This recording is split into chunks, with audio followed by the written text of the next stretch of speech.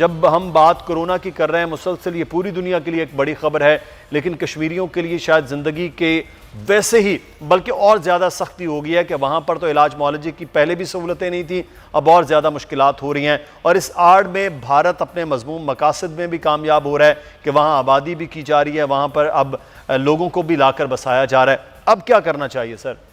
देखिए, भारत पहले दिन से 5 अगस्त से जब उन्होंने ये काम शुरू किया तो बावजूद दुनिया की तनकीद के और ह्यूमन राइट्स जो ऑर्गेनाइजेशंस हैं उन्होंने बहुत सारा इस पे बातचीत की। यूनाइटेड नेशन के सेक्रेटरी जनरल मुख्तलिफ वक्तों पे करते रहे, यहाँ आए तो यहाँ भी पाकिस्तान में भी उन्होंने बयान दिए। लेकिन भारत में एक ऐसा वज़ीर आज़म है जो टस से मस नहीं हुआ, वो उससे उसी रविश पे कायम रहा। अब मुश्किल ये है कि इंटरनेशनल कम्युनिटी उनकी सियासत में एक मुनाफकत है, एक अपने मकासद हैं और वो उसकी वजह से इंसाफ का रास्ता इख्तियार नहीं करते, जिसकी वजह से आज कश्मीरी जुल्म और सितम का शिकार है। अब इसमें मैं समझता हूँ कुछ हमारी भी कमजोरी है कि पाकिस्तान शायद उतनी शद्दुमत से, उतने जबरदस्त तरीके से, उतने एक मुहिम के तौर पे हम भी उनकी वकालत नहीं करते, उनकी मुश्किलात और उनके ऊपर ढाए जाने वाले जो जुल्म है, जो लाकानूनियत का दौर है वहां पे, वो हम अक़वाम आलम के सामने रखते नहीं। पाकिस्तान में सफीर मौजूद हैं, दूसरे मुल्कों में मुल्कों के G20 के लोग यहाँ मौजूद हैं, P5 है, ये वो मुल्क हैं जिनका असर रसूख मौजूद है और हमने उनको बहुत एंगेज नहीं किया। वक्तन फक्तन फॉरेन ऑफिस में उनकी ब्रीफिंग्स होनी चाहिए थी जो नहीं होती रही। और आज आपने देखा कि बाबर इफ्तिखार साहब को उन बाज़ इल्जामात का जवाब देना पड़ा जो पिछले कुछ अरसे से भारत लगा रहा था।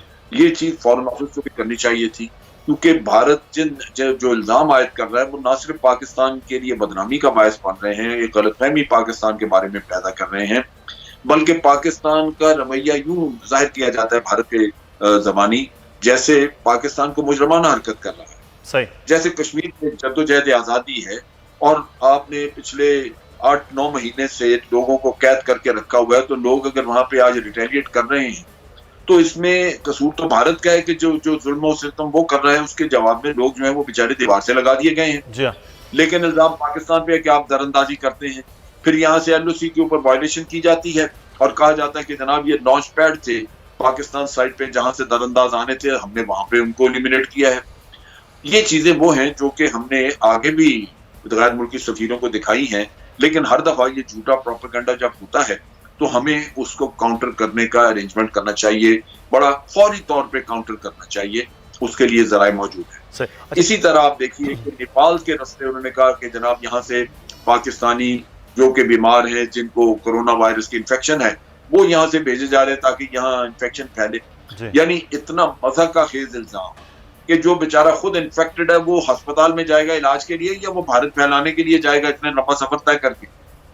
ये वो चीजें हैं जो कि दुनिया के सामने लाने की ये बार बार के इल्जामात और ये वो तमाम तर चीज़ें हैं जिसको बिल्कुल पूरी दुनिया भी देख रही है कि किस तरह के मज़ा का खेज मामलात हैं वो, और दूसरा LOC के खिलाफ वर्जियाँ भारत मुसलसल भी कर रहा है। बहुत शुक्रिया जनरल अमजद शोएब साहब, सीनियर दिफाई तजज़ियाकार हमारे साथ मौजूद थे और इस वक्त आपको बताएं।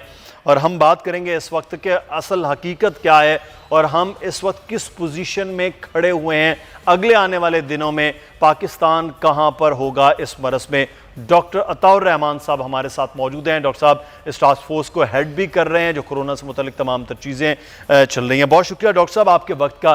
सर आपने चंद दिन पहले भी हमारे प्रोग्राम में ये बात की कि हमारे पास टेस्टिंग जो कैपेसिटी है वो कम है, उसको बेहतर किया जा रहा है। आपने अपनी यूनिवर्सिटी से उठाकर इंडस हॉस्पिटल में भी कुछ मशीनें भिजवाई, वहाँ की कैपेसिटी बढ़ी। अब हम टेस्ट जैसे बड़े हैं हमारे पास मरीजों की तादाद बढ़ रही है। ये बाकी टेस्ट की बदौलत ही मरीजों का मालूम हो रहा है या हमारे अब बड़ी तेज़ी के साथ मरज भी फैल रहा है लोगों में? जी शुक्रिया, बिस्मिल्लाहिर्रहमानिर्रहीम। दरअसल ये मरज़ बहुत तेज़ी से बढ़ रहा है, टेस्टिंग नाकाफ़ी है, 6-7 हज़ार टेस्ट कर रहे हैं आप, जबकि आपके पास 60-70 हज़ार टेस्ट कम से कम करने चाहिए थे आपको, ताकि अंदाज़ा होना शुरू होता कि सिचुएशन क्या है। 22 करोड़ अफराद हैं आपके पास, तो टेस्टिंग तो नाकाफ़ी है। टेस्टिंग से आपको कोई बिल्कुल अंदाज़ा नहीं हो रहा कि बीमारी किस हद तक फैल रही है और कहाँ तक फैल चुकी है। जो आपकी टेस्टिंग कैपेबिलिटी है, इस वक्त 25 मशीनें हैं तकरीबन PCR मशीन्स जो इस वक्त ऑपरेट कर रही हैं, जिनकी कैपेसिटी कोई 20,000 टेस्ट रोज़ाना है, वो भी अपनी कैपेसिटी पे नहीं फंक्शन कर रही। हम सिर्फ 20,000 के बजाय 6-7,000 टेस्ट कर पा रहे हैं। तो और रैंडम टेस्टिंग जो है वो तो नहीं हो रही है। पंजाब ने अनाउंस किया था कि वो शुरू करेंगे इस हफ्ते। रैंडम टेस्टिंग का मतलब ये है कि वो लोग जिनमें कोई बीमारी की अलामत नहीं है उनको टेस्ट करना। जब तक वो आप बड़े पैमाने पे नहीं करेंगे, जब तक आपको पता ही नहीं चलेगा कि कितने % लोग इस बीमारी में मुब्तला हो चुके हैं।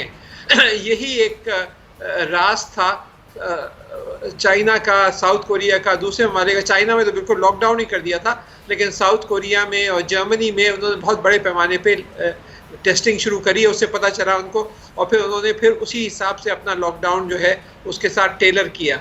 तो ये बहुत अहम है कि हम अपने एक तो मशीन्स बढ़ाएं। ये मशीनें मौजूद हैं, कई 100 मशीन्स इस वक्त यूनिवर्सिटीज़ और रिसर्च सेंटर्स में बंद पड़ी हुई हैं। टेक्नीशियंस जो हैं जो ऑपरेट कर सकते हैं उनको, वो घर में बैठे हुए हैं। अगर इस वक्त मेरी ये राय होगी कि अगर नेशनल डिज़ास्टर मैनेजमेंट अथॉरिटी ये अनाउंस कर देती है कि जो यूनिवर्सिटी या रिसर्च सेंटर इस तरह की मशीन देगा तो उसके एवज वो 50 लाख रुपए उसको सेंटर को देंगे ताकि वो नई मशीन इंपोर्ट कर सकें। और ये जो है मशीन ये इस वक्त फौरी तौर पे काम आ सकेंगी। अगर जब हमारा सेंटर ये कर सकता है तो 50 सेंटर्स और भी इस तरह कर सकते हैं। अच्छा डॉक्टर साहब, मैं एक चीज़ आपसे यहाँ पर जानना चाहूँगा। आप बता रहे हैं कि हम टेस्ट भी 6 से 7 हज़ार करने की अभी तक पोजीशन में चल रहे हैं। दूसरी जानिब हम लॉकडाउन को भी जुज़वी और कुछ अब मज़ीद भी खुलने जा रहा है, तो हम ये कह सकते हैं कि टेस्टिंग पूरी तरह से नहीं हो पा रही, हमारी हेल्थ फैसिलिटी कम है और लॉकडाउन जुज़वी से अब आगे चल के खोला जा रहा है, तो हम कहीं ख़तरे की जानिब तो खुदा न खास्ता नहीं बढ़ रहे? बिल्कुल ख़तरे की जानिब बढ़ रहे हैं। और जो डायरेक्टर जनरल WHO ने इसीलिए कहा है कि जुलाई के वस्त तक ये जो इस वक्त 10 या 11 हज़ार तादाद है पेशेंट्स की, ये बढ़ के 2 लाख तक पहुंच सकती है जुलाई के वस्त तक। अच्छा। तो एक बहुत, अभी फेज़ 1 से हम फेज़ 2 की तरफ जा रहे हैं, तो बहुत तेज़ी से आप देखेंगे ये बढ़ेगा। और ख़ास तौर पे आपने इज्तिमात जो हैं उनके ऊपर पाबंदी नहीं करी। कम से कम ये करना चाहिए कि हर एक को मैंडेटरी कर देना चाहिए, और कुछ नहीं तो रुमाल ही मुंह पे बांध ले। खाली रुमाल मुंह से बांध ले, मास्क की भी जरूरत नहीं है। अगर नहीं है मास्क, रुमाल मुंह पे बांध ले और हर एक के लिए मैंडेटरी कर दें कि जो रुमाल नहीं बांधा हुआ हो या कपड़ा नहीं बांधा हुआ हो उसको फ़ौरन लेके बंद कर दिया जाएगा। सख्ती से अहकामात इतने दे दें तो इससे भी 70-80% कंट्रोल हो सकता है जो फैलाव है, क्योंकि वो आप रुमाल से खुद प्रोटेक्ट नहीं होते लेकिन किसी दूसरे को प्रोटेक्ट कर रहे होते हैं। तो अगर आपने हर एक ने बांध रखा है तो काफ़ी हद तक प्रोटेक्शन इसी से हो जाएगी। फिर सोशल डिस्टेंसिंग को सामने रखना चाहिए कि एक ख़ास डिस्टेंस रखें। और फिर ये अभी इसका कोई इलाज नहीं है, कोई वैक्सीन नहीं है। वैक्सीन अभी आ भी जाती है तो वो 1-1.5 साल बाद आएगी, क्योंकि अभी वो डेवलपमेंट से गुजरना है। डॉक्टर साहब, पिछले दिनों में ये खबर आई कि चाइना ने कोई वैक्सीन बना लिया और उसका तजुर्बा जो है वो जहां चाइना में किया जाएगा पाकिस्तान में भी वो किया जाएगा। इस बात में कोई हकीकत है कि कोई वैक्सीन बनाई गई है जिसका तजुर्बा शुरू हो रहा है? जी, 80 लेबॉरेटरीज हैं दुनिया की मुख्तलिफ ममालिक में, और कंपनियां हैं जहाँ पे ये वैक्सीन तैयार हो रही हैं या हो चुकी हैं। लेकिन ये सिर्फ लेबॉरेटरी की हद तक तैयार हुई हैं। चाइना में भी सिर्फ लेबॉरेटरी की हद तक तैयार हुई हैं। इसके आगे एक बहुत बड़ा मरहला होता है कि इनके एनिमल टेस्टिंग होते हैं, फिर ह्यूमन ट्रायल्स होते हैं। चाइना में 2 कंपनियां हैं जिन्होंने फेज़ 1 क्लिनिकल ट्रायल्स कर रहे हैं, एक कंपनी है जो फेज़ 2 क्लिनिकल ट्रायल कर रही है, और इसी तरीके से जर्मनी में और अमेरिका में और दूसरे ममालिक में बहुत सारी कंपनियां। लेकिन इन सबको 1-1.5 साल लगेगा इससे पहले कि ये बड़े पैमाने पे मैन्युफैक्चर हो, मार्केट में आए। और ये सिर्फ आगे लोगों को इन्फेक्ट करने से रोकेंगी। जो ऑलरेडी बीमार हो चुके हैं उनका तो वैक्सीन इलाज नहीं होता, वो वैक्सीन तो उनके लिए बेकार है। जो नेक्स्ट वेव आएगी उनके लिए फ़ायदेमंद होगा। तो अभी वो फ़िलहाल हम ये वैक्सीन पर इन्हिसार नहीं कर सकते। हम सिर्फ यही हमारा इसका रास्ता है कि जो हुकूमत ने जो डायरेक्शंस दी हैं कि आप सोशल डिस्टेंसिंग रखें। और मैं ये ज़रूर कहूँगा कि इस वक्त जो national command and control and operation centre है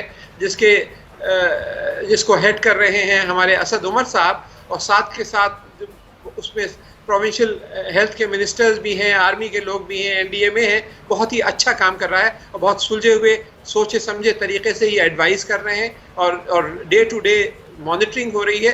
तो बहुत अच्छे हाथों में है इस वक्त। लेकिन आखिर ये सिर्फ एडवाइस कर सकते हैं। अमल करना जो है ये आवाम के ऊपर है, आपके ऊपर और मेरे ऊपर है। जब तक अगर हमने अमल नहीं किया तो फिर ये वही होगा कि 2 लाख जो कि WHO ने ख़तरा जाहिर किया है उस तक हम बंधेंगे, और आप रमज़ान के आखिर तक जो है ये आराम से 50, 60, 70, 80 हज़ार तक ये आराम